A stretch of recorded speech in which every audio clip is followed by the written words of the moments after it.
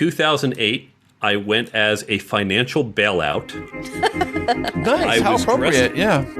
And now, I'm the captain now. coming to you from the K2 studios in San Diego, California. This sounds great. You sound amazing. I always sound amazing. It's the world famous Everybody's hitting off like BFFs. Kris and Kristine Show. Hey, what's happening, everybody? How are you doing today? Thank you so much for listening, and I am Kris. And I'm Kristine, and welcome to episode 114 of the Kris and Kristine Show. Do-do-do-do. Fantastic. You know what today is, right? It is Monday, the 17th. I know, we're coming a little later on this episode because we've been kind of busy over the weekend. And it's a 3-day weekend, so why not? And it's a holiday, right? Yes, well, it's a holiday for me, but it's just a day off for you. Yeah, normally. So no work day. Yes, no work. It's always so much fun. And even more fun is that today, live in the studio, we have another VIP guest joining us right now in studio. And his name is Jacob. Jacob, how you doing, buddy? I'm doing good. And today, I guess yesterday, was officially the kickoff of birthday week for both you and Ezekiel. Mm-hmm. Did you ever think that you'd have a stepbrother that has a birthday just one day apart from you? No. It's kind of fun though, huh? Yeah. We have lots of presents and stuff around here on birthday weeks. Yeah. Hey, Jacob, didn't you just come back from 6th grade camp? How was that? It was good. What'd you do out there? A bunch of stuff. Did it make you be in a tent out in the wilderness and No. learn how to fight off bears? Oh, did you have to make fire out of sticks? No, they just made us collect sticks Collect sticks? What for? to make a fire. Oh, well, I guess that's how you started, I guess, huh? Yeah, but the guy that made the fire used matches. Oh, Well, that's cheating. not a survival skill. But were they the waterproof matches? I don't know. No. They were just matches he Just used. matches you get from Walmart. I don't know. Survival skills of the 21st century. There we go. But Jacob, you are turning 12 years old, right? Yeah. How does that feel? I don't know. I feel old. You do? You feel old now? Is your body starting to ache? What? Getting arthritis, back pains, all No. of that? Not yet. Do you need a cane yet, you think? No. Are you ready for retirement? No. Thinking about it, though, huh? Zeke might. Oh, he's older, huh? Hey, Yeah. how old are you guys? Between you and Ezekiel, who's older?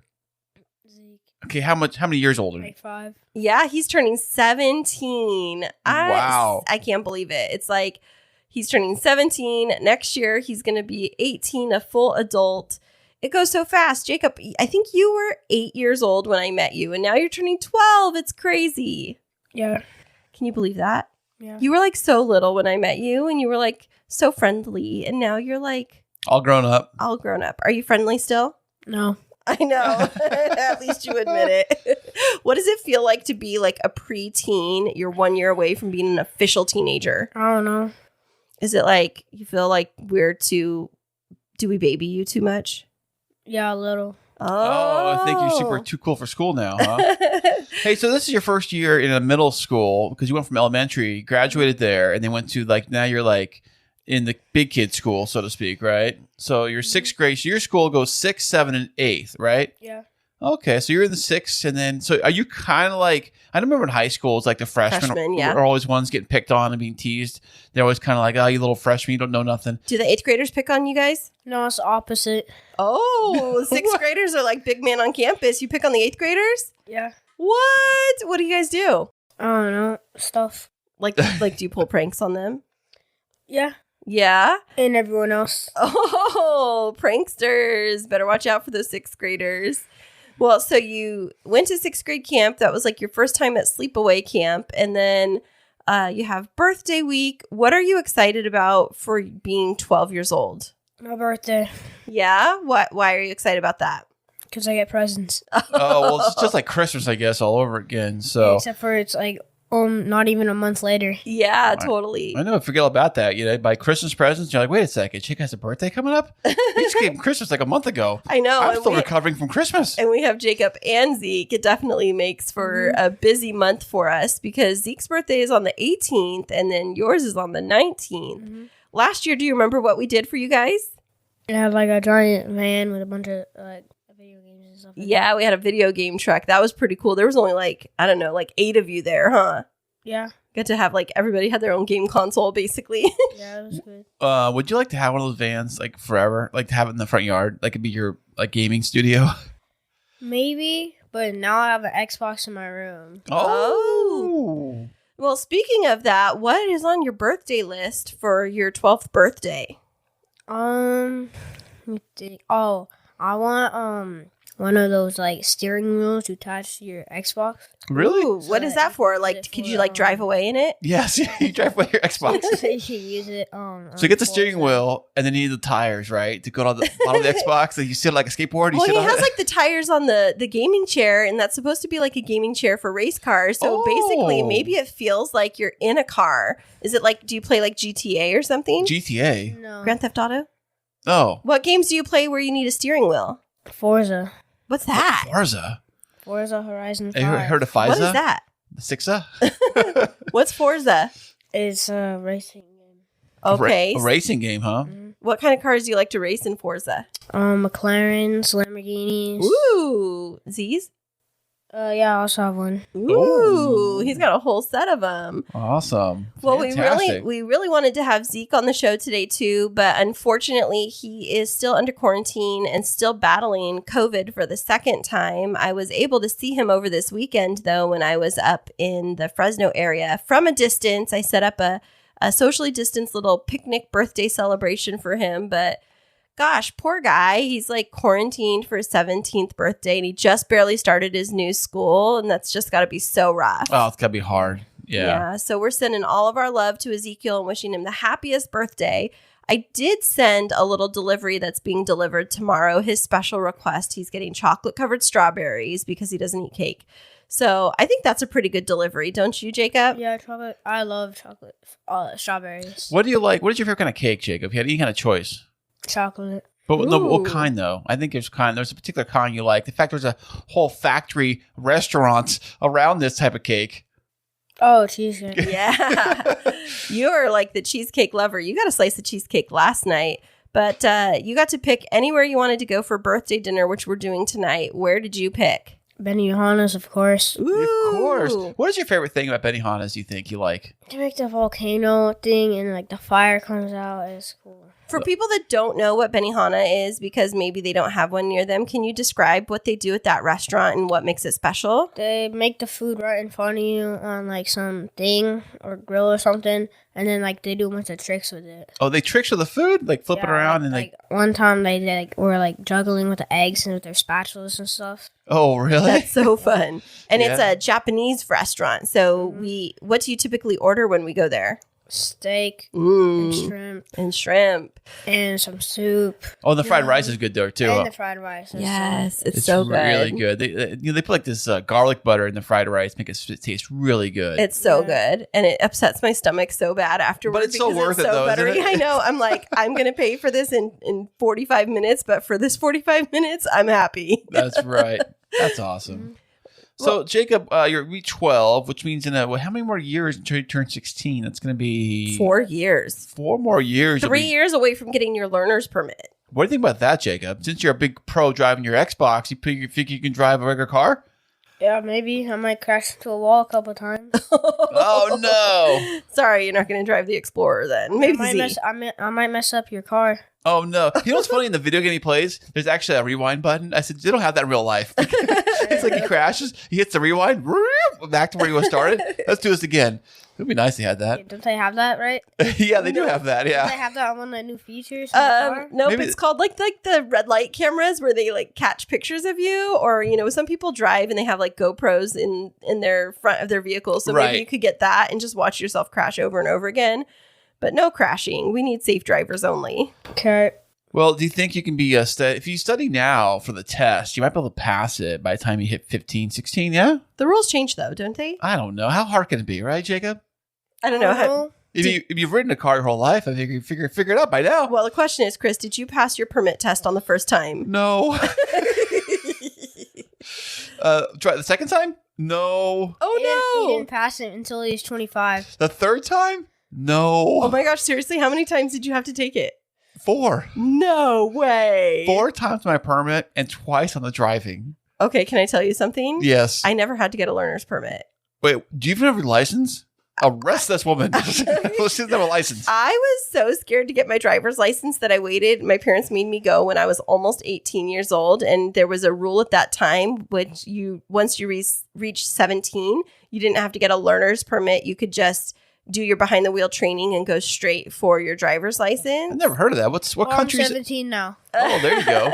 What country is this in? It was in the country in Kingsburg. Oh, the King's Land. That's part of the King's. The King just goes up to you and says you have a license. He knights you with sword. So you are now knighted a driver. No. You may drive You're so without funny. crashing the car. No.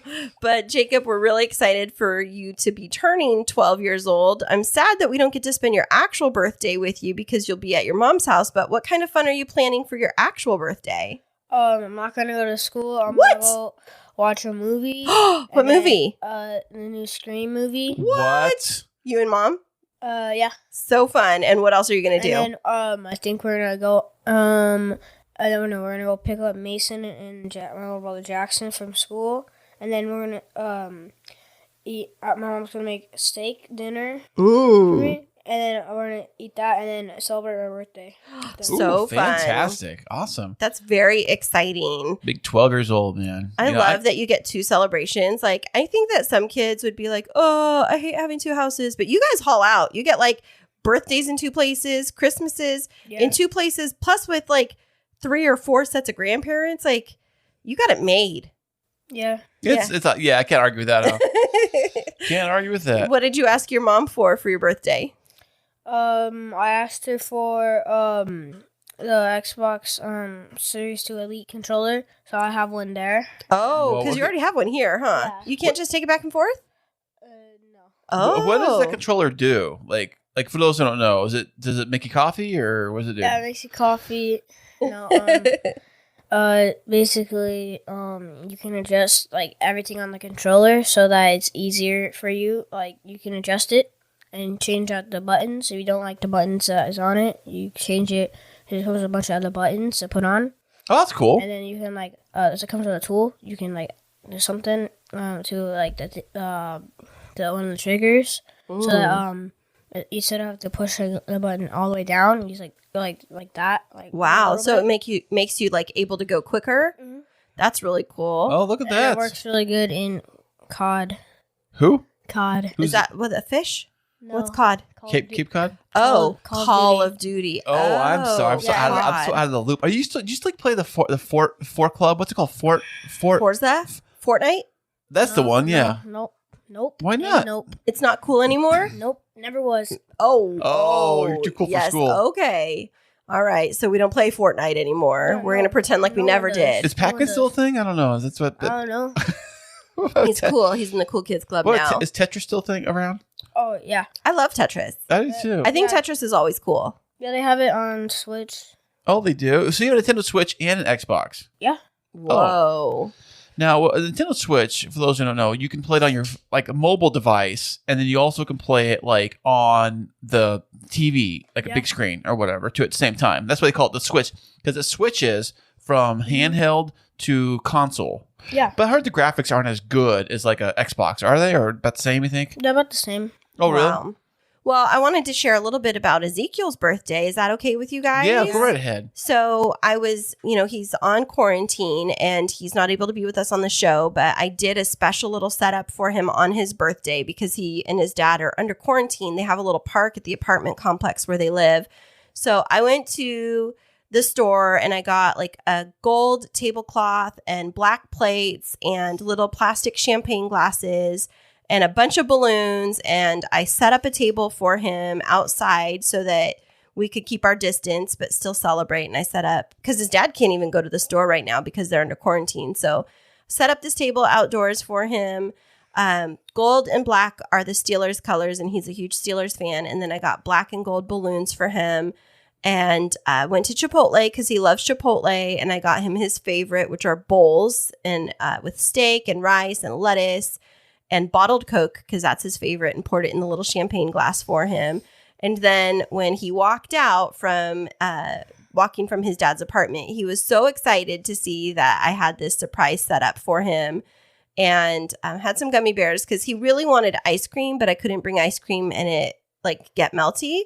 But we were able to sit from a far distance from each other and do a celebration. And I'm really sad that I don't get to like be around him for his birthday, because typically we like to do a celebration for each of you two, and he would be down here for the weekend, and we'd do like Zeke's birthday day on like a Saturday and then Jacob's birthday day on a Sunday, and it's like a whole weekend of celebrating. But did the best that I could, and we'll just have a makeup birthday for Zeke when he comes down here next. About the Steelers, they lost yesterday to the Chiefs. Yes, we're not going to talk about that, but they put up a good fight and they made it to the postseason, and that's what's important. I know. It wasn't for the fact the Chargers lost. The Steelers wouldn't even be there. Oh, well, see, so at least the Steelers are better than the Chargers. Yeah. But I know that Zeke loves Mahomes. That's obvious. Yeah, so I guess that Zeke's, even though his Steelers lost, Mahomes still plays for the Chiefs, and that's kind of a win. He's a fan of him, so. Me too. That's why I like the Chiefs. Yeah. Are the Chiefs your NFL team? You like the Chiefs? Oh, that's cool. That's awesome. awesome. We have to get you a jersey or maybe some gear, some Chiefs gear. Yeah, that would be awesome. But okay, I wanted to finish on Zeke's thing really quick. So present-wise, he was asking for, he loves collecting like baseball cards and sports cards, and he wanted the 2021 draft pick basketball cards and football cards. And so he just asked for 1 pack of each, but I got him 5 packs of each. Yeah, he was so excited. And then got him this Steelers jacket he's been wanting since Christmas, and he showed it to me, and I went back to the store and I got it for him. And then he got a Steelers shirt from his grandma and grandpa. And so he was super excited and really loved it. Oh, that's fantastic. Yeah. Well, so I have a little surprise for you. Oh, for him and for Ezekiel? For anybody sharing a birthday today, but especially for these two guys that are here. Ezekiel's not here physically, but he is here in spirit. He's here in spirit. So, okay. What is your little surprise? Are you going to cue it up for us? I'm going to play we have the Happy Birthday Band in the studio. Ooh. Who's the lead singer? Chris. From the Kris and Kristine show? Or Kristine could be the lead singer. Nope. I'm not the lead singer. It was like 4 people. And Chris 1, Chris 2, Chris 3, and Chris 4. There you go. Yeah, well, definitely. So here's what we're going to do. We're going to play. He's going to serenade you. Okay. Are you ready? Yeah. Get the band warmed up. Here we go. Woo, I like this. Lead singer. Happy birthday to you. Happy birthday to you. To Zeke. And Zeke. Happy birthday, Ezekiel And Jacob. Happy birthday to you. Dun, dun, dun, dun. Can't believe you guys are 12 and 17. We're getting old, Chris. Tell me about it, yeah. Don't know what we're going to do with 2 teens. Happy birthday to you guys. We hope you have a great birthday week. We love you so much. Let's party.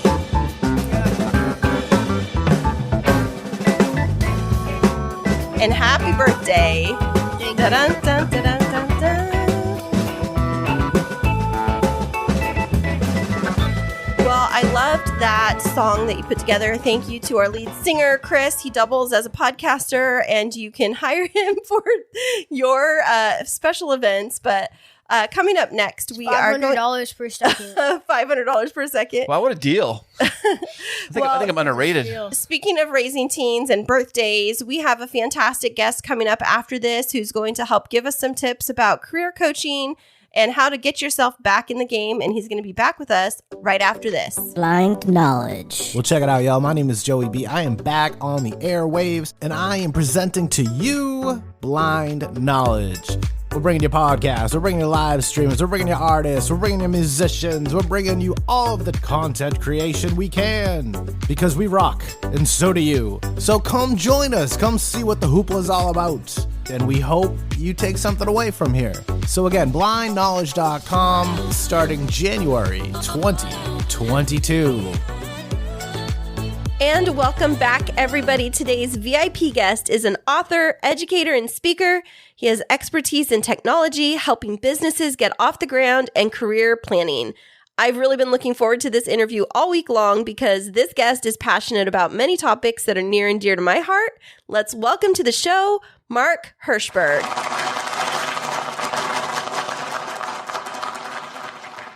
Thanks for having me on the show. It's a pleasure to be here. Thanks, Mark. We appreciate you showing up today, man. Hey, how was your flight over here?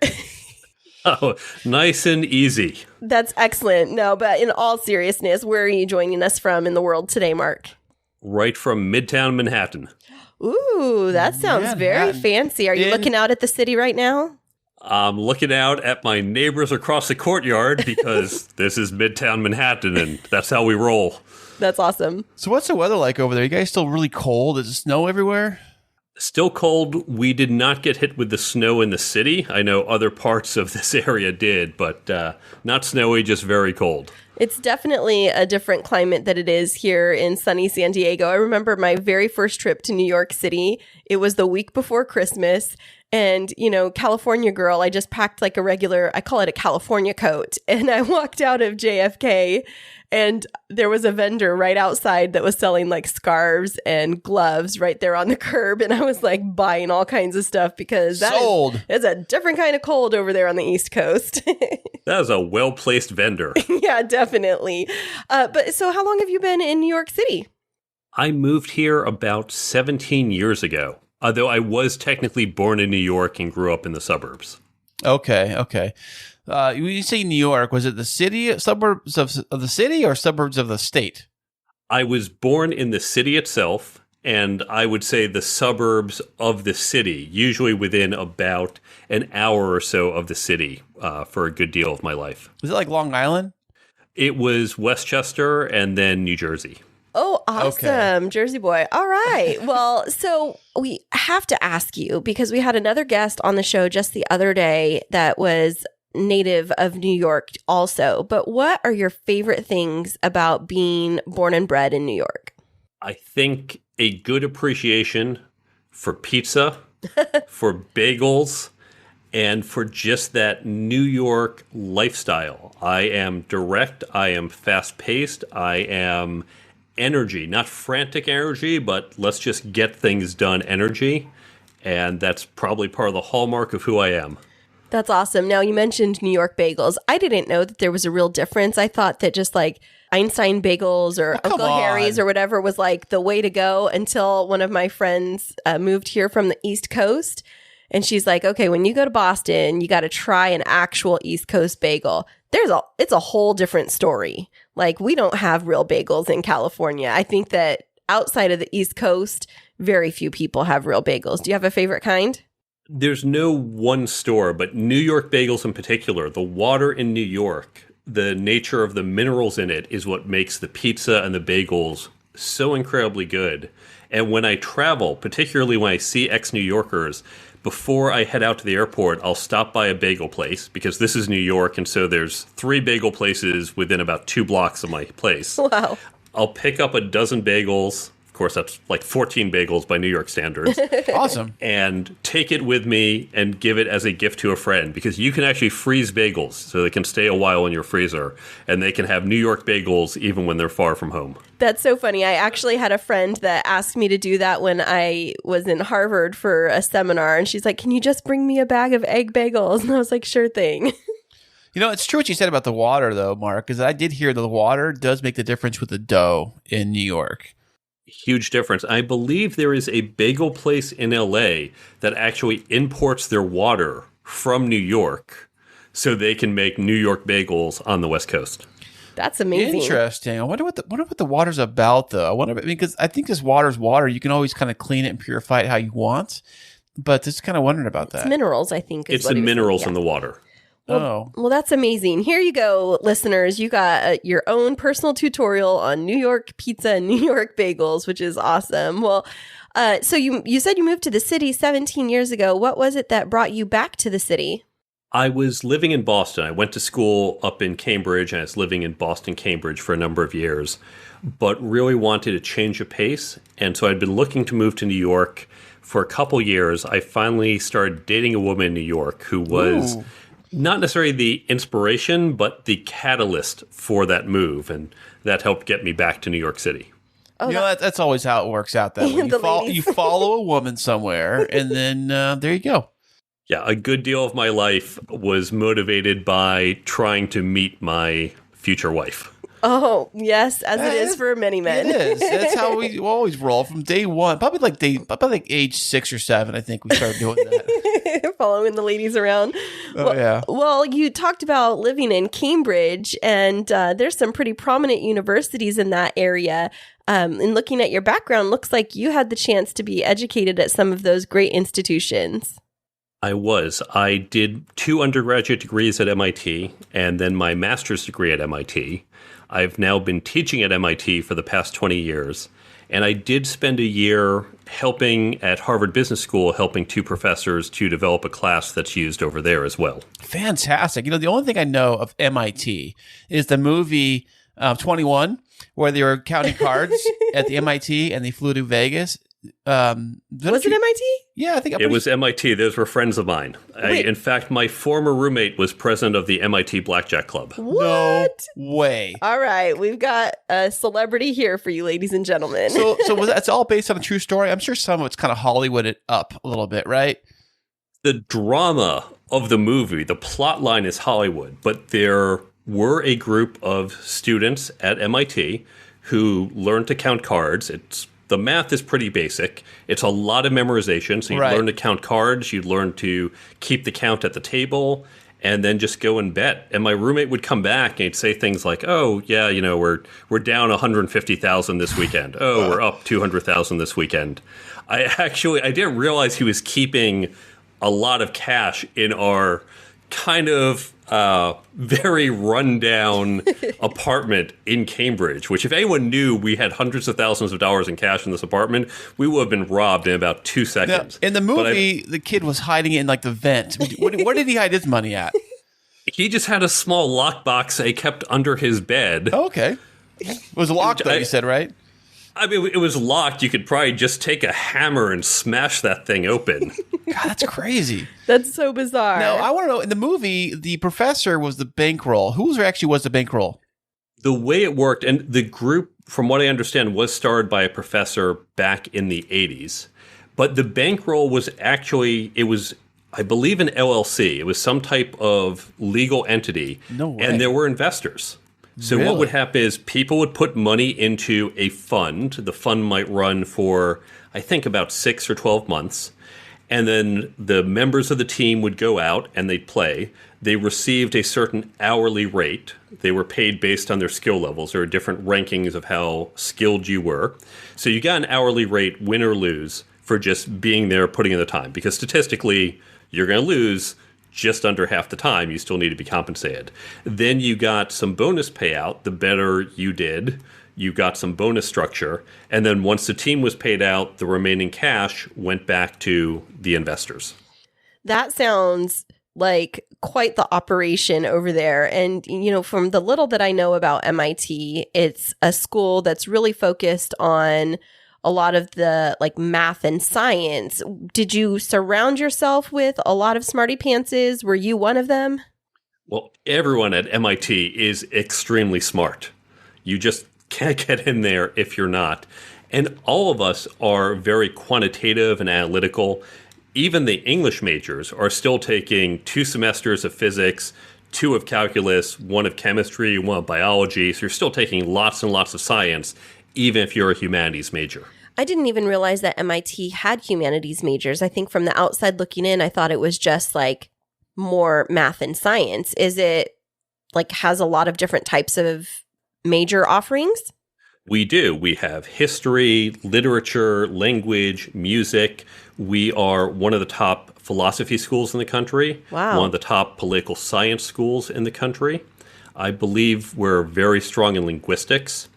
We also have more humanities requirements than any other university, at least in the U.S. A quarter of your classes at MIT have to be in the humanities. Wow. Why is that, you think? Because we recognize that While at most schools they say, oh, you have to take a science or a math because we know you don't want to and we want to round you out. At MIT, we're generally taking science and math, and a lot of it, and we certainly have in the requirements, but we want to make sure our students get rounded out the other way, because math and science really should be done, and engineering should be done in the context of society, and we have to understand society to do that. Absolutely. And you hit on a really important point. One of the things, because I work in education full time, that I've observed is sometimes when students get too into math and science and it's not directly applied to the careers, you find you have graduates that are super head smart or book smart, as Kris and I call it, but not so street savvy with like the career skills that a person would need. Do you find that that's something that you've observed in your work at MIT? 100%. In fact, this is why 20 years ago we started what's referred to as MIT's Career Success Accelerator, where we wanted to emphasize these skills that otherwise aren't taught at MIT or frankly really at most universities. They're skills most people don't pick up. They don't formally get trained in.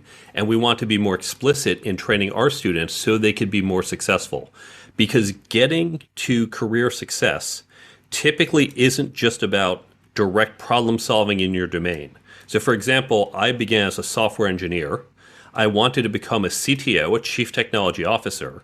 That wasn't just about doing better solutions to the engineering problems. It wasn't about being faster or smarter on the engineering side. Sure, I had to be good at that. But there were all these other skills: leadership, negotiating, team building, hiring, and no one teaches you that, not just at MIT, but in any university. So if you want to go far in your career, whether that's a title or just your own ability to contribute, you need to develop these other skills. Right. Totally. Yeah. I mean, it's kind of crazy how people come out into the job. We were just talking about this, Kristine and I, how like, I think it was at the millennial generation that would step out of college and they'd be like, okay, where's my 6-figure salary or 7-figure salary? Where's my 3 weeks vacation? Where's all this stuff? Where, I deserve this stuff. And it doesn't quite work out that way. I have certainly seen that at some of the companies I've been a part of. And so first understanding expectations, right, but also understanding what the path will be like to get there and what's reasonable, and setting a career plan, in fact, of the skills companies want to see in individuals they hire. Having a career plan is one of them. They want their employees to have a sense of where they're going because that will make them more effective employees. Absolutely. And as I think back to my own college education, I was a political science major and I minored in economics. And when I look at what my coursework was, it was humanities classes, English, there was sociology, psychology, there's a lot of different like research and methods classes, but there wasn't a single course on project management, or I took some certificate pathway in like mediation, arbitration, and conflict resolution, but I had to pay extra for that outside of my coursework. And I just remember graduating at 22 years old and then going into teaching and stepping into my first classroom and being like, okay, but how do I manage all these tiny humans? And how do I work with the other adults in my department to be able to develop common assessments and collaborate? I completely lacked those specific career skills. One of the problems with the university is it's run by professors. Oh, right. Now, I love professors. I work with them. They are smart, fantastic people, but they don't know how the real world works. And I've gotten this direct from them. They say, look, right, we don't know what's happening outside of these walls. And so when you look at how the university system was designed and grew up over the last 900 years or so, what we've done is we've taken people who are deep experts in some area. So let's pretend it's marketing. Someone comes in and says, I want to major in marketing. And the professors, the ones who are the experts, say, okay, here's what we're going to have you do. Take these introductory classes, some intermediate classes, pick a few advanced classes. If you do all this, if you pass all these classes, we're going to give you a piece of paper saying you have a bachelor's degree in marketing. And what that paper is really saying is that you have accumulated a certain level of knowledge in marketing. You've achieved this understanding, this knowledge. That's it. They are not saying you are actually a capable or effective marketer. Right. They're certainly not saying you're a good employee. They're just saying you've achieved this knowledge. And that was fine back, say, 1950, when you'd come out of school and you'd go into this big corporate bureaucracy. You'd be a little cog, and you sat at your desk, and your boss would say, "Oh, so you're a marketing person. Come up with a slogan. Call me when you're done. I'll give you your next assignment." And all you had to do was be that simple cog and do one little thing that you were told to do and not think outside the box. So the degrees were sufficient around that time. But as we shifted, as we eliminated middle management, as we moved to flatter teams, as we moved to organizations where I don't say to my team, each of you work on this, call me when you're done. I say, here's the goal. You guys are now going to figure out how to get there, or even to tell me that goal is wrong and why. We need a different set of skills, and academia has not adapted to the new need. You know, it kind of reminded me when you're saying that there, Mark, is that like, you know how before you get your driver's license to drive a car, you can study about the rules of the road, you can study about the vehicle, but until you physically are in the car on the road with other people driving crazy around you, you don't get that taste of it. How can you be a good driver without actually doing it? And I think the same thing applies with any of that kind of academic stuff, as you're saying, is that like until you're out in the real world handling the situations hand on hand, you can study all you want about it, but until you actually do it, it's a different beast. So that's a very good point. Now, some types of skills you can learn in the classroom. For example, physics, one of the things I studied. Here's the equation, here's the formula, here's how it works. We go, okay, I'm going to write that down. I'm going to understand. Here is a field, and here's how this field acts on a particle, and I get it. What you told me in a classroom, that's what I'm going to look for in the field. On the other hand, when it comes to leadership, when it comes to negotiating, when it comes to team building, it's as you describe. You can read the book, but it's just not the same. And now it's ironic. We would never say to a 16-year-old, hey, so you've been in a car before, right? You've seen your parents drive. Here are the keys. Go off. Good luck. Try not to hit anyone. Right, yeah. But this is what we do to managers. We say, okay, you've been an individual contributor. Congratulations, you're a manager. Here's the keys to managing the team. Good luck. Or maybe we send them to a 2-day training program. Right. And so the way we teach these skills at MIT in the program I mentioned, the Career Success Accelerator, it's not me and other people like me just lecturing at the students. We have them do hands-on, role-playing, experiential exercises where they practice, where they start to understand what's happening, because the analogy I use, it's like sports.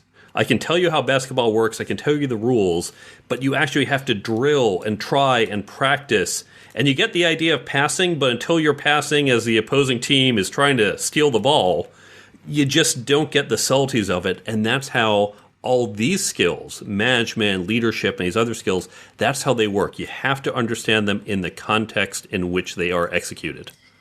I really appreciate you saying that. And one of the things that I've consistently confronted as I've grown in my career at a pretty rapid pace at a young age is not just learning those skills, but also figuring out as a woman in upper management how I navigate around certain complexities. Like, how do I learn how to network? You know, I can't just network like one of the guys because then I'm labeled as being, you know, too masculine, or I can't lead like a man or negotiate like a man when I'm trying to get a promotion. And so in your work at MIT, what's your expertise around differentiating for genders so that women and men can find equal success in their careers? Great question. Some things like career planning, that's pretty general to both. But when it comes to certain topics like leadership and communication, one of the experts on this is a woman named Deborah Tannen. She's a linguist at Georgetown, and I cite her in my book. She has a fantastic book called Talking 9 to 5. She talks about the double bind that women face in leadership. Right. And you've alluded to this, that what is acceptable for men, you know, I can be kind of domineering and commanding, Some people are okay with that, some might not, but okay, he's a guy. He's just very headstrong and commanding, and that's how some guys are. And that helps me appear as a leader to some. But a woman who does that, that is a negative. Right. And the essence of the double bind is that the attributes that we perceive that make someone a good leader are in direct conflict to the attributes that we perceive that make someone a good woman, in the classic sense, the feminine things that we look for in a woman. And so you have this woman who she has to violate one of those two, and that makes it very difficult. Do you think that a lot of guys get kind of thrown back by that when a woman asserts herself that way? Unfortunately, some do. And women as well are also guilty of this. Women also hold women to these values and say, are you a woman or a leader? And you're violating one of those. We all do it. There is no easy answer. There's no, well, just do this and it works. But all of us need to keep this in mind, men and women, and we need to recognize when a woman does something, the way she communicates, the way she leads, the way she manages. If you feel a little put off by it, take a moment, ask yourself, if I saw a man do this, if I pick someone else in your company and this guy did that, said that, behaved that way, how would I perceive it versus how it was when she did it? And if you find you would perceive it differently, that's the point where you kind of check yourself and say, okay, I should not hold it against her. And that's the best thing that we need to do to start to address this. You're preaching to the choir right now. I love hearing men and men in leadership speak on this topic because it was a big emphasis in my doctoral dissertation where I was talking about the underrepresentation of not just women, but Latinas in upper level educational leadership. But the double bind is something that it's felt across industries. And, I think Sheryl Sandberg, when she wrote her book, Lean In, was really bringing up this concept of the word bossy or women being called the B word because they're coming in the same presence that a man might step in with, asking for job promotion or higher pay or trying to negotiate or network. But people tend to say, oh, well, she's trying to be a man, or she's being too masculine, she's being bossy, or using really derogatory terms. And Kris and I have this conversation when, he's pulling up a little like, oh, that woman is, oh, she's bossy. And I'm like, would you say that if she was a guy? And I think I run up against this a lot professionally. And what would be your advice for a woman like me who's, I think, kind of rubbing up against that glass ceiling on how to negotiate my future career path? So negotiate a career path as opposed to negotiation, because those are separate issues. But I think one of the things we have to do is educate people on what leadership is. And within my leadership chapter, there's a section called The Myth of the Alpha Male. We have this perception of what a leader should be. And that perception often corresponds to this 1950s leading man in a movie. Right. That's our image of a leader. And we see it time and again in Hollywood. Yeah, the hero. And if you ask, the hero in the classic, he's decisive, he's commanding, he barks orders, he doesn't show emotion. And that's our classic view. Sure, some of the more modern leading men characters in movies can now show emotion and other things, but still that stereotype is this 1950s man. And we, as a society or as a team in our company, need to start to have an open conversation about what is acceptable, because most of us are okay at a conscious level of it's okay for you as a leader to be vulnerable, to cry, to not make snap decisions, to say, I need to think about this, and then come back and say, here's what I've decided. And at a conscious level, we get that, but we still have these unconscious biases. But by having these discussions and being more aware, we can start to come together and say, hey, yes, of these people who they're vying to both be seen as leaders, this first person might exhibit those qualities, but I recognize I'm responding to them subconsciously, but if I think about both of these candidates, they both have the conscious qualities that I admire in a leader. And so I think for all of us, conveying and teaching our entire organization about leadership and about other skills will help us succeed in what are truly valuable leadership skills and not what are perceived as valuable leadership skills. You bring up so many valid points, and you were talking about the Career Accelerator at MIT, but it also sounds like you have some great expertise in understanding organizational optimization. So do you work just with small groups of students, or do you also work and support larger organizations that are trying to really help their workforce grow and develop? I've been a CTO in parallel to all my teaching at MIT. I'm not simply some academic instructor. So I've actually run companies, run organizations. I typically build startups, and we go from very small teams.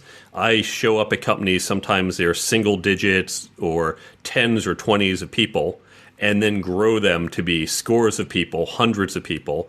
I've also helped a couple of Fortune 500s who wanted to play startup and had to grow teams within a larger organization. So I've definitely run the gamut in creating new ventures and in growing those teams and organizations.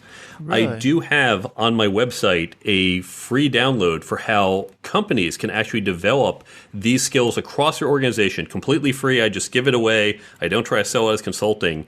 And it's based on the principles that we've learned in teaching for 20 years at MIT. Companies can do this in-house at effectively no cost.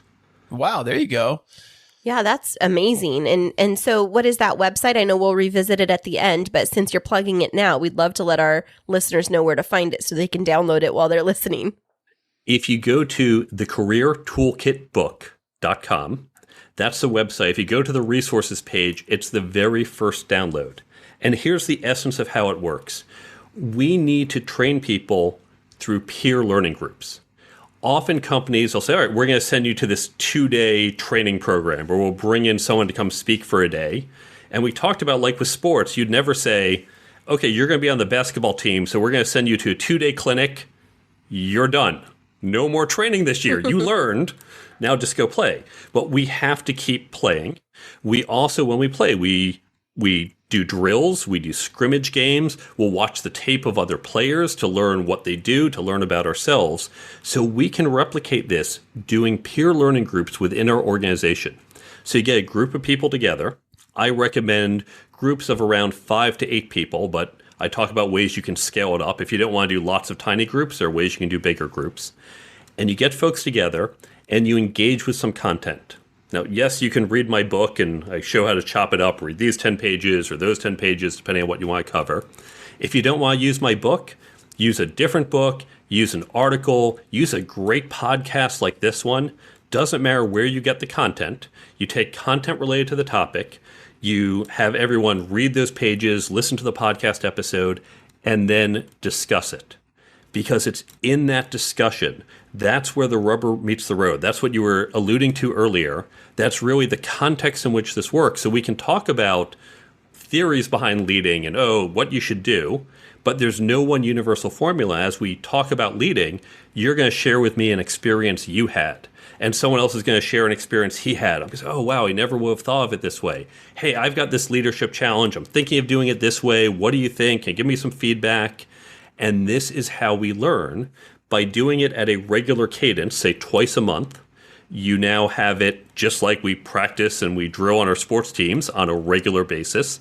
And by getting the different opinions and circumstances, you see it in the real context, because there is no simple formula to memorize, no magic 3 steps to make it work. You have to look at it in the context. This is all free. And by the way, if you do this at a company, not only are you upskilling your employees, you are helping them develop internal networks, you are improving your employee engagement, and you are developing a common language across your entire team that will help everyone communicate more effectively. And again, all of this is completely free.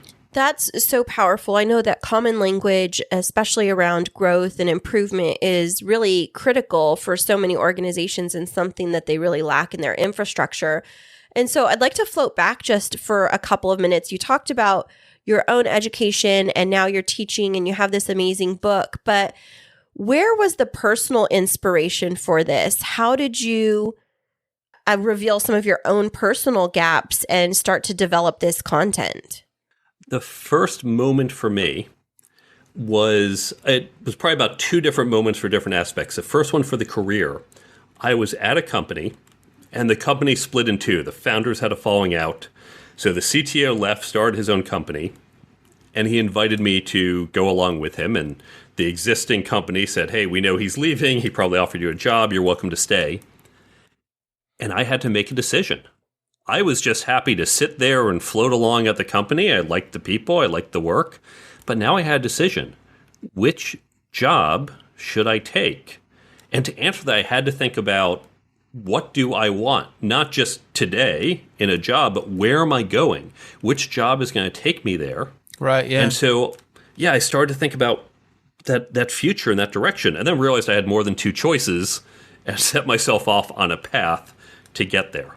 You know, funny you said that. Kristine and I had this deep conversation the other day talking about careers, and how it got me thinking about how, like, most of us are kind of programmed to lock into a company and stay there and sink our teeth into it and stay there till we die forever. like just ride it out no matter what happens. And I know that like even today, like I think the most successful people on the planet are risk takers, and they will decide to choose this or that, to not just kind of, some people just play it safe their entire life rather than take a risk, take a gamble on a new jumping ship to a different company or a different career path.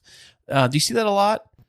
I think most people are wired that way. There is, in just my experience, I can't say I've seen full-on research studies, some generational difference. Certainly the baby boomers were very much set up for that. Yes. Gen X, we were a little more independent. Millennials, I think, are a little more open to changing. I know I swung a bit the other way, and that appears on my resume because I would then join a company, and I join, as I mentioned, early stage startups, where it's not uncommon for us to pivot, for us to very much change our company, our direction, our mission, our structure. And so I've walked in places where they're still willing to hire me, they're still happy to keep me, but I realize on some subtle level, I might have the job title, the salary, but the direction the company is now going in the next few years is not the direction I'm interested in for my own personal development, and I'll actually leave. And that throws a lot of people because I probably swing a lot the other way. Right. I just see a lot of it, especially in my line of work. I see a lot of other companies. And I mean, I'm a truck driver that delivers gasoline locally here in San Diego, and there's a lot of other companies, carrier companies, that do the same thing. And you'll see one guy working for one company one week, and then he'll be working for another company the next week, and then another company the week after that. Everybody seems to like jump ship a lot, and the ones that work for our company seem to stick it out. But there's a lot of morale that seems to be kind of like, I don't know, say like, it's hard to explain, but it seems like the morale isn't quite as there as it used to be in other years before. But I think that part of that is because it goes back to what Mark is talking about with the lack of upskilling, that lack of the investment of the organization to build you up. And fortunately, you have been tapped on the shoulder for leadership now, being a driver trainer. But, you know, Mark, this goes back to my question for you. When you have an organization who's focusing more on the technical for the professional learning sessions, like the rules and the new safety procedures versus those more transferable career skills, what could a person like Kris do to be able to upskill himself to be more marketable for his company or others? Great question. And we should look at this historically because, of course, you go back mid-century, you had the social contract that you work at a company for a long time, you'll get a certain level of promotion on some schedule, and he said this was fine.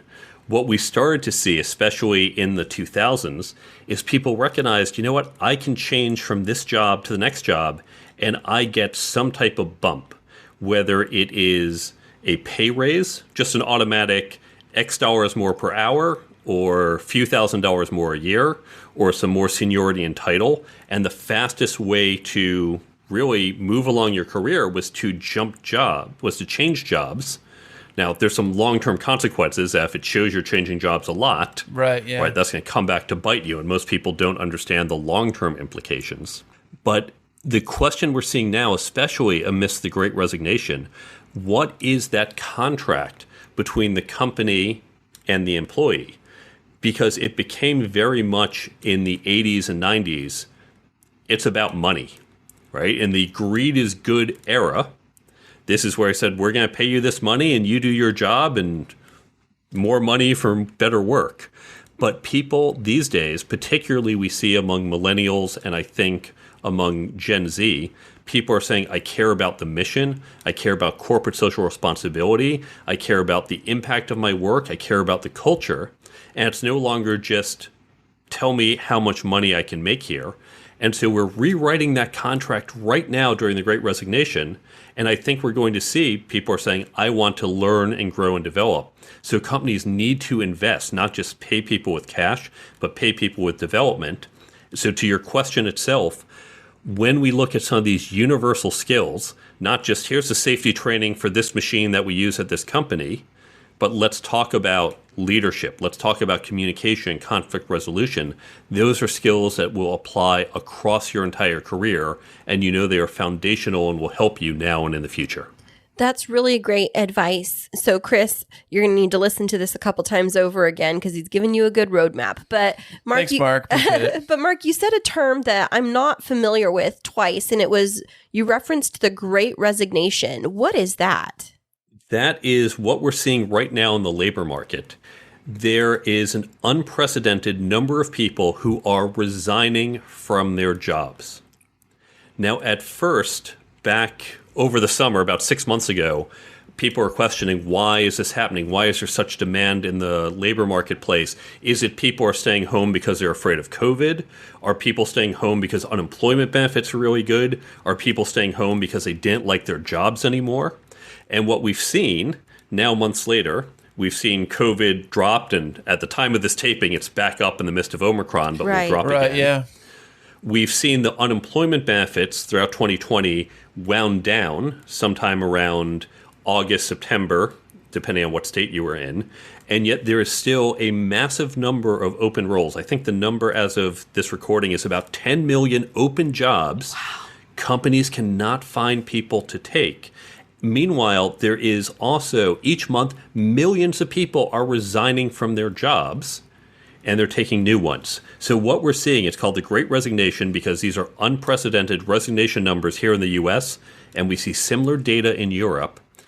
People are effectively saying, I'm madder than hell, and I'm not going to take it anymore. And they're referring to their jobs. We see this a lot with hospitality workers who are saying, I'm earning minimum wage. I'm dealing with a pandemic. I don't have a clear schedule because my manager can change it up every week, and that makes it hard for me to plan childcare and my other responsibilities. I'm getting yelled at by angry customers. This isn't worth it. I don't want to do this anymore. And so we're seeing a revolt by the labor force for effectively a change in conditions. It's the biggest, I'd say, change in labor since the labor movement of the early 20th century. That is so crazy that you mentioned that. It's unbelievable because I think it was at like early 2021, we were seeing every single fast food place, every single store, whether it's Target, Walmart, Best Buy, McDonald's, all of them had big banners in front of their building now hiring. I think even there's a fast food company out here called Jack in the Box. They've got a banner flag outside of every single of their restaurants hiring every Tuesday. They say Tuesday interviews, every Tuesday hiring on the spot. I've never seen that ever anywhere. And you and I just went out yesterday for a lunch break, and the restaurant, it was a sit-down restaurant, just kind of a more casual eatery. And it was super understaffed, and we just happened to sit at the bar because it was like the only open and clean seating. I mean, it wasn't that there were so many people there, but they were so understaffed that they couldn't bust the tables. And the bartender, so sweet. And she was like, I'm so sorry. I was like, hey, we get it. You don't need to apologize. We'll sit here and we'll wait because like you're saying, there's a high demand, but there's a lack of a supply of workers that actually want to enter into some of these positions. But then for so many people that are out in industry that had the luxury of being able to work from home and actually liked it, when their employers are starting to call them back to the office, they're now faced with this crossroads of, but why do I need to come back in if I can do my job successfully from home? If you're going to make me come back in, then I'm going to find somebody else who's going to let me work from home because I know I can. But I want to know is why, if all of the, let's just call them like the minimum wage type of jobs, if those are the ones that seem to be balancing out, what are they going to do for income? They are finding, the early studies are showing they're just finding other jobs. Oh, so We're we're just shifting over then from one to another? Because all these companies that are hiring, they are offering better than minimum wage. Yeah. Many of them are now starting to offer bonuses. How often have we seen a bonus at this type of fast food restaurant, at a retail store? But especially over the Christmas period, they were saying if you work, these shifts, if you make it for this period, we will give you a bonus. And we're talking hundreds, even $1,000, because they were so desperate for workers. You know what? You bring up a really interesting point, because Chris's sister was just over here for like Christmas time, and she was mentioning to us she works in on one of the reservations here in San Diego in the casino as a like a drink server, and she was telling us that they've been adding in bonuses, every 3 or 4 months to her paycheck to make up for maybe not having as many tips, because they're trying to keep their workers there. And that's something I'd never heard before, like a drink waitress getting, $250, $500, $1,000 every couple of months just for showing up to work. And it was like kind of mind-blowing to me. It's unprecedented, but very much needed. We've seen the last few years, the labor movement was pushing for a $15 minimum wage, which has taken in some states but not others. But even the people who got that $15 minimum wage, we've seen a lot of those gains now eaten by the recent inflation.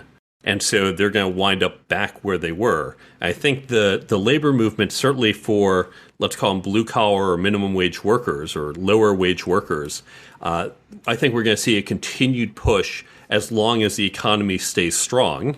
Obviously, if we enter a recession, there could be a reversal.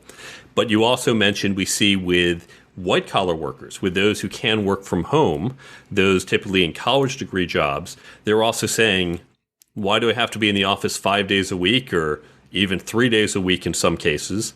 They're saying, you know what, during the pandemic, you weren't there supporting me. You were saying, hey, just keep working. Sorry, it's a really stressful time in April 2020, but we need you to work. Whereas other companies were saying, hey, look, everyone, you know what? You've been going at this, if you remember back to April 2020, it's been stressful, there's uncertainty, your kids are at home, they're bouncing off the walls. You know what, take every Friday off for the next month, or we're all going to take a week off because we just know it's stressful for everyone. And so workers and offices are saying some companies are showing they care about us, others don't. So who do you think is winning out those talent wars? Right, yeah. Yeah, that's a really good point. Well, on the cusp of the second anniversary of the pandemic being rampant on a global scale, and amidst the Great Resignation and these shifting labor conditions and labor market trends, what words of wisdom and resources do you have to offer to our listening audience? A few things. First, the medical professionals and virologists I listen to. I am not one. I am not an expert. But the qualified professionals, the doctors out there, tell me historically pandemics have lasted 3 seasons, and then it becomes endemic. So we saw this, for example, with the Spanish flu. We had a couple bad years. Now we have the flu every season, but it's endemic. And so they say this is likely the outcome we're going to see after this winter. So we're likely to return to a new normal after that. Again, this is coming from the experts, the medical professionals, not from me because I am not an expert there.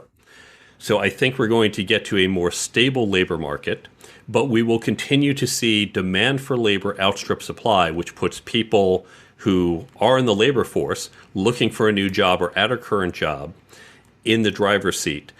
Don't just optimize for, oh, okay, great, I can get that bonus, I can get a little more money. Do so if you can, but also think long term. How can you set yourself up not just for more money today, but to put yourself on a management track or get some training or set yourself up so you are moving ahead in your career and optimizing for the long term? That's awesome. That's really good advice. And then tell us more about your book so that our listeners can take advantage of being able to grab a copy of that to help them? The book has 10 chapters. These are the 10 skills that companies have said, these are the skills we want to see in the workforce. This isn't what I came up with one night. This is from surveys done at MIT and other universities. And this applies not just to college students, but to everyone in the labor force. So 10 skills in 3 sections. Section 1, how to create and execute a career plan. Chapter 2 is how to work effectively, managing your manager, understanding corporate politics. Chapter 3, interviewing. Not just as a candidate, but many of us also have to hire other people, and learning to do both sides of it makes you more effective on both sides of the interviewing table. Section 2, leadership and management. So I focus on leadership, and then the 2 different aspects of management, the people side of it and the process side of it. And the 3rd section, interpersonal dynamics, it covers communication, networking, negotiation, and ethics. All the skills we've heard about, we know they're important, but probably no one sat us down to teach them. That's really insightful in terms of the types of topics that you address within your book. I wanted to dig deeper on one before we wrap this up for today, because as you've heard Kris and I talk a lot about careers and career paths at home. It's something that is very intriguing to us. But when you were talking about leadership and management, can you help our listeners understand the difference between what makes a leader versus what makes a good manager? That is a very subtle question. And there's lots of different answers to that. The one that I think really embodies it for me is the quote, "Nobody ever managed men into battle." Yeah. It's subtle, but it starts to give you a sense of the difference. But importantly, I distinguish them in the book in a very wax on, wax off, let's look at the fundamentals type of way. Now, if you don't know that reference, you need to watch The Karate Kid. Yeah, we get it. But at the end of that section, I close by saying, good leaders know how to manage, good managers know how to lead. And so in the end, I'll use another sports analogy, you might practice shooting, you might practice rebounding, you might practice passing, but a good basketball player, you might be slightly stronger at one or the other, but you know how to do it all, and you do what is needed in the moment. So you should study them independently to really understand them, but recognize in the real world, they are going to blur, and that is okay. You know, that reminds me of an analogy that Kris used for me I think it was just a couple of days ago. And there's a restaurant chain out here in California and the West Coast that's called In-N-Out Burger. And Perhaps you heard of it. and one of Yes, very famous. Yeah, and one of the big parts of their training is that when they bring in a new employee, they help them to become proficient at any one of the jobs. So should they need to step in, they're able to. And I think that that's kind of that concept of a strong leader and also a strong manager is they're willing to put in the work to help the organization best become what it needs to be versus just staying on the technical side, because leaders do need to dip into management tasks and good managers do need to be able to lead their people and not just stay isolated on that technical. And so we just think that In-N-Out Burger is a great example of that. I love it. I'm getting hungry, by the way. Very well said. Now, Mark, we've talked a lot about your professional background, but before we close it out, I just have to ask, because I was reading a bit about your bio and living in New York City, it says that you throw some kind of epic Halloween party every year. First of all, what is it like? And second of all, how do Kris and I get invited?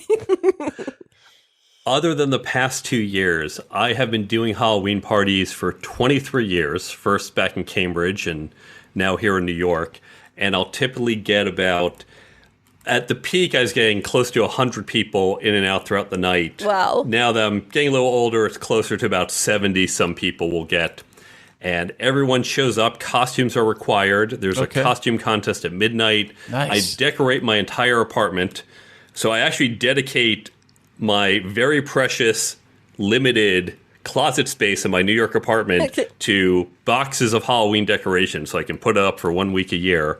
Because Halloween is just my favorite holiday, and I hope to have you guys out for it next year. So what are some of your Halloween party themes? I don't have a theme for the party. I've debated doing that. I do, however, make a different costume each year. And my rule is it has to be something I create. I can't just go buy something off the store and put it on. I can buy the parts from the store, but I have to create it myself. Home Depot, here you come. And what's the most extravagant Halloween costume that you've created for yourself? Extravagant costume. I would say it was 2008. I went as a financial bailout. Nice. How appropriate. Yeah. I was dressed in a suit. I had a backpack on as my parachute. Coming out, there was a parachute over my head, and the top of the parachute, I had wires holding it up. The parachute was made with an actual printout of the financial bailout bill, as well as stock certificates from Lehman Brothers and maybe one or two other companies that were being bailed out. The backpack had as its symbol, because the military, you have your insignias. I used the Treasury signal, Operation Golden Parachute, no millionaire left behind. Wow, I love it. Now, if you didn't get an award for that, I don't know what to tell you, man. That was amazing. Well, definitely. It's my party, so I don't qualify for the award. Well, man. if we happen to be in New York City or Manhattan area around Halloween, we'll definitely reach out to see how we might be able to score one of those golden tickets to get in the door. But Kris, that means you're going to have to actually dress up, and no, not as yourself, even though that's scary enough. Come on. Oh, by the way, thank you. But not my generic, like, this is my Halloween t-shirt. No, you'd actually have to be in the running for it. Hey, Mark, before I let you go here, one of the things I did hear about was that someone said that you have an experience tracking down criminals on the dark web?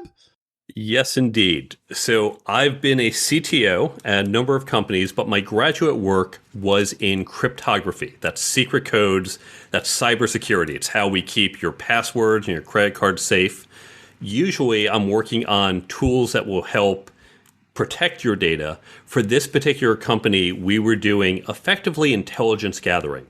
So by understanding how terrorists and cyber criminals, how are they organizing, planning, what are they thinking of doing, when, how, we could get that intelligence and provide it to our customers, who were various corporations and government agencies, and that helped them better prepare and defend and protect people. So that's what I did for a little while.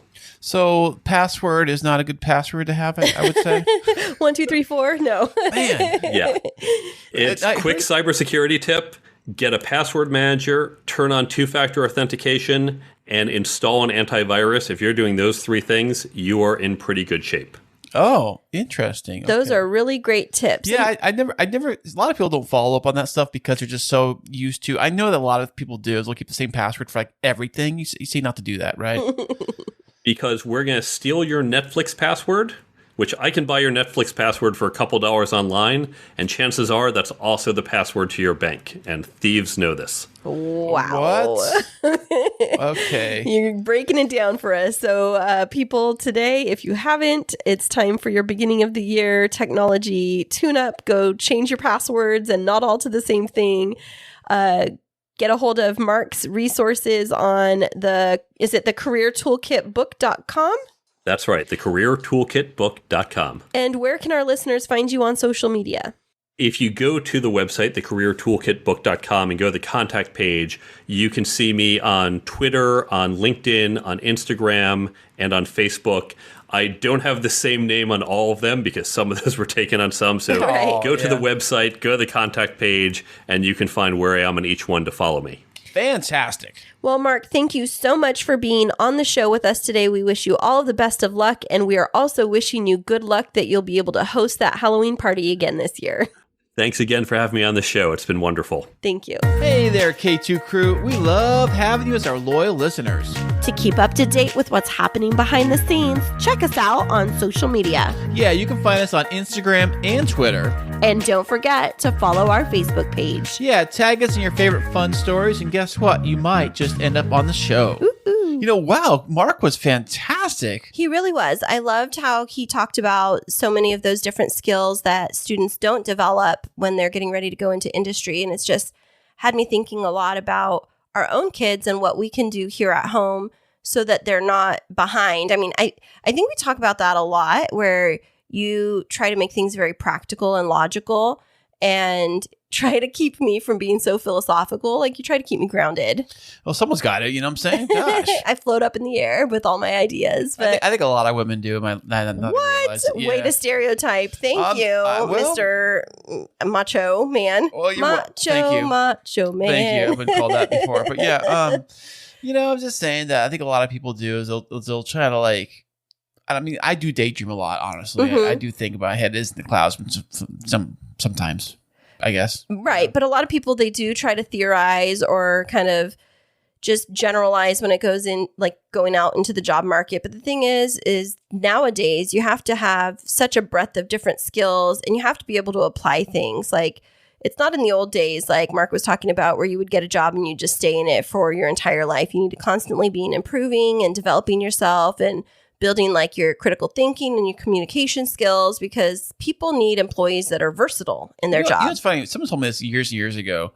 They told me this. They said you should always have, like every year or so, you should always have your resume updated and ready to go. Oh yeah, that's good idea. And I always thought like the only time I really ever did that was when I was looking for a job. I would do of course you need your resume together for that. And then after you land your job, that resume trash can and delete it. You don't even think about it. Seriously, I update mine like every 3 or 4 months as I get new experiences. And then other things kind of are outdated or irrelevant based off of the industry.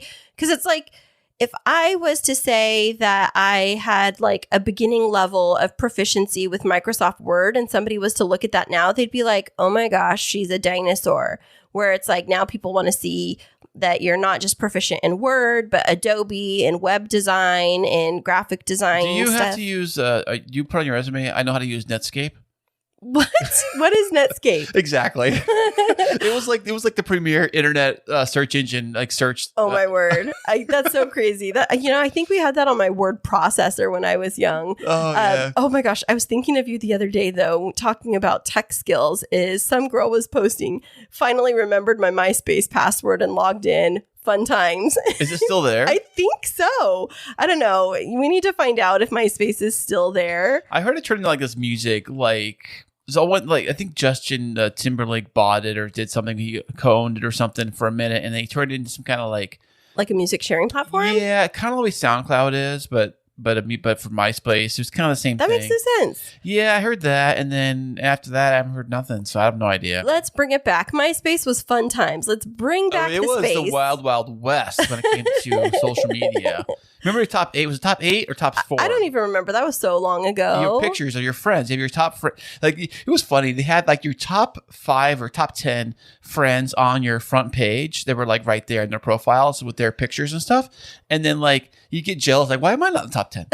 Why is Susie in the top 10? Why am I not in the top 10? I'm way cooler than she is. Is she your friend? Are you saying she's your best friend? What's up with that? Okay, I have to tell you about Facebook. The first time that I ever heard of Facebook was I was a teacher on special assignment at a high school. And I used to do a lot of work with the leadership class, like the ASB leadership students.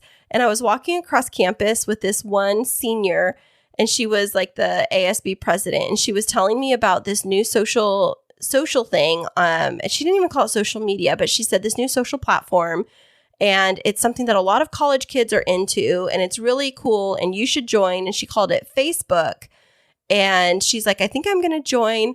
I totally discounted it for like, I don't know, 2 or 3 more years. I wonder how many friends I would have and maybe what influencer status I'd have if I jumped on Facebook like right then when it was just coming about. I actually did jump on Facebook when it first came out. I was on when MySpace was still hot and heavy. It was like the big thing. This new thing called Facebook came out, and I was like, let me check this out. Let's check out what's going on over here. So I jumped on Facebook before anybody else did. And then, and then you just abandoned ship. And you then just got burned out. Everybody just comes on after I'm like a tread center, so everybody follows me. And then I'm like, it's not too cool no more, so. And then you jumped off, and then you haven't gotten a Facebook profile again. And now look at you. You're like the social media mogul. I was thinking about this after Mark talked to us about career skills. And I was like, you know what? You would be really good for like, if somebody hired you for social media marketing, because you're constantly on there networking and connecting and trying new things to try and get like the follower count up on Twitter and trying to post. I mean, you're very consistent in posting, even if it's like reposting for the Kris and Kristine show and Podtastic Audio Instagrams. you're very engaged with like getting new content up there. Sometimes I'm like, can you get your face out of your phone? And you're like, but I'm working. I'm like, that's true. I am. I think I was trying to say is like, if you're trying to, I think there's a fine line where you go too much, where you're like becoming like a spammer pretty much on social. Yeah, sometimes you do that. I know. I think I said the fine line. It's so fine. It's like a hair. I can't see it. But you want. The always thing is like always be posting too. Like if you think about like TV commercials, I mean, I know they pay for those advertisement spots in the TV in the shows, like Super Bowl commercials and stuff. But you'll see the commercial being played throughout the show you're watching. Like this segment is sponsored by so and so or whatever. I think of Twitter and Instagram. I think of social media is like that big giant show that everybody's watching. Mm-hmm. You know, and I like to just kind of like put my advertisement in there, like, hey, we have a podcast. Here it is. Check it out. And I may post quite a bit. That's the thing. I keep it going. Like I keep posting and reposting just to kind of get the. Sometimes I'll see like the amount of stories you have, and it like reminds me, oh, Kristine, you got to be more regular in your posting. I think the difference is I'm trying to constantly like create content related to my business and like not just posting. I'm not diminishing what you do, but posting the pre-made episode promos is a lot of what you do, or reposting people's stories, but I'm having to create new content and create new posts, profiling showcasing my clients or like new up and coming things in my business. And that's where I think it gets a little bit intense. I just have to get better at building that skill of like the social content curation and development. And I always wondered, like these people that can get like 10,000, 15,000 followers that aren't famous to begin with, and they become like influencers and they're not like famous for anything else. Do you think that some of those are prepaid? Because you look at the advertisements, we'll say, we'll get you like 30,000 followers if you pay us X amount of dollars. No, because if you do that on Instagram now and they find out, then you get banned. And they can tell who the bots are or who buys followers. But there's people that have like really authentic engagement. And I just I followed some of their journeys professionally and seen that they've been blogging or like influencing since Instagram like came out, and they have these huge followings. And I think, man, I wonder how people figure out what those upcoming trends are and jump on them. And like, I always wonder about that. Like you've been getting all these people that are like, get on Discord. And you're like, I don't know. It takes too much time. And then I wonder, well, wow, if he was to jump on Discord 10 years down the line, would it be like a huge moneymaker? I always wonder those things. Like, am I missing the boat? Hey, you know what? I'm an old fuddy-duddy, so I don't know half the stuff to tell you. I just go on whatever works for you. Like, think about your day, your life. What can you handle? Like, how much can you handle? Mm-hmm. I mean, if we were just, we're not 18-year-olds living at home, doing nothing, all day playing on our phones. Right. So I think that's why I try to do things very easy, I guess, when it comes to social media stuff, like how to post and how to create stuff and make it out there. And I know there's some things that I wish I could do, but I still don't do because I don't physically have enough time to do it. You think on my phone now, if I was doing more. I know if you had it as a job, but I think you'd have to figure out how to do it on a computer when you are doing it as a job. Of course, yeah. I just realized for the first time that I can post to Instagram from my computer. I thought it was only an app-based Oh, no thing. way. Yeah, it's on my computer. And same thing with Twitter, too. I've done that from my computer a few times. It's actually funny thing about Twitter. There's another Twitter app or program for the computer. I had it on the other computer for a minute. Mm-hmm. It was called like TweetDeck or something like that. You ever seen it?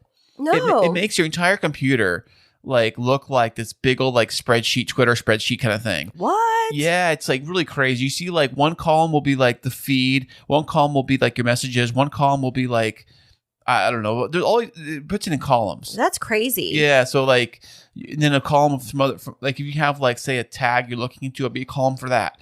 But it's all like spread out on the entire screen. But you know what's so interesting is it's like the skills that people need right now to thrive in industry are so different. I mean, there's some things that are transferable, like critical thinking, project management, problem solving, and things like that.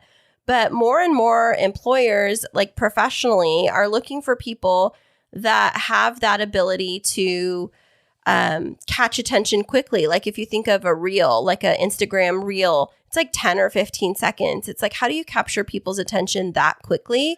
Yeah. And how do you like build a following without having to actually be like a quote unquote leader. It's like, how do you build a presence and a digital footprint that is going to draw people into the business? Have the last name Kardashian. That's all I got to do. Yes. Well, I mean, we're on our way there. We have our name starting with K's, right? Absolutely, baby doll. Well, how do we get famous, Chris? Where can people find us? Well, is you want a place to start on the old World Wide Web map book. Map book. Didn't Bill Gates, or was it who was it that said they invented the webs, like the interwebs? It was Al Gore. Oh yeah, why did I confuse him with Bill Gates? Yeah, well, whatever. Old white guy. Well, where can people find us on the webs? You can find us at chrisandchristineshow.com. And then what about on our social media accounts that you keep up so well? Oh, I know. It's on the old Twitter. Tweet. You go to K2 Show San Diego. Mm-hmm. And if you want to head over to the old Instagram, it is the K2 Show. Yeah, so the K2 Show San Diego. Well, look us up on Instagram, Twitter. We do have a Facebook page, and then check out our website. We would love for you to listen, subscribe, and share this episode. And head on over to Apple Podcasts and leave us a review. We love those 5 stars, but please be honest, right, Chris? Absolutely. Honesty is king. Absolutely. Especially when you get pulled over by the cops. And you can also tell us who your favorite podcast host is of this show. We do have a little competition going, so vote for Kristine. Wait a second. Wait a second. Stop the press. Well, we would love those reviews, so hop on over, listen, subscribe, share, and rate us, and we will be back with you next week.